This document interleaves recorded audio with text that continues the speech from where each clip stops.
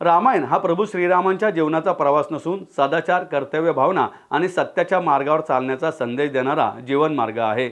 आजच्या काळातील पिढीला रामायण ही फक्त प्रभू श्रीरामाची गोष्ट वाटते, मात्र रामायण म्हणजे केवळ कथा नसून श्रीरामाने आचरणात आणलेला आदर्श मार्ग आहे, असं मत निरूपणकार डॉक्टर धनश्री लेले यांनी व्यक्त केले।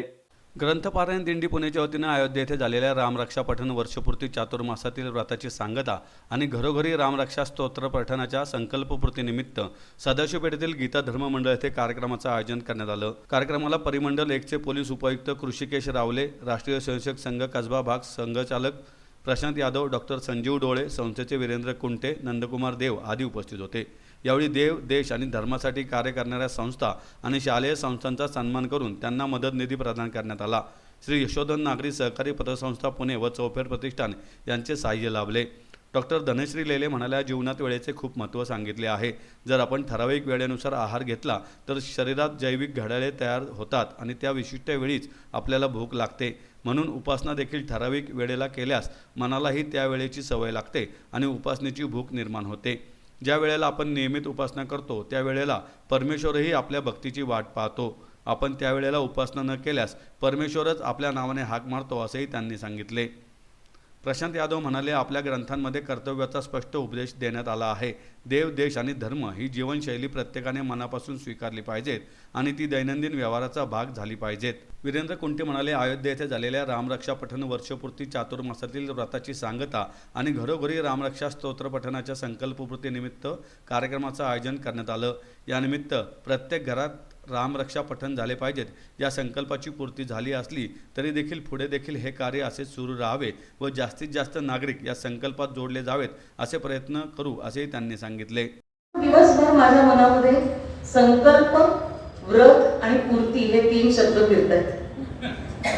संकल्प, व्रत आणि पूर्ती, आणि मग माझ्या लक्षात आलं की यांचा क्रम असाच असावा लागतो। व्रत, पूर्ती, संकल्प, पूर्ती, संकल्प, व्रत असं चालत नाही, त्याचा तसाच हे असावा लागतो।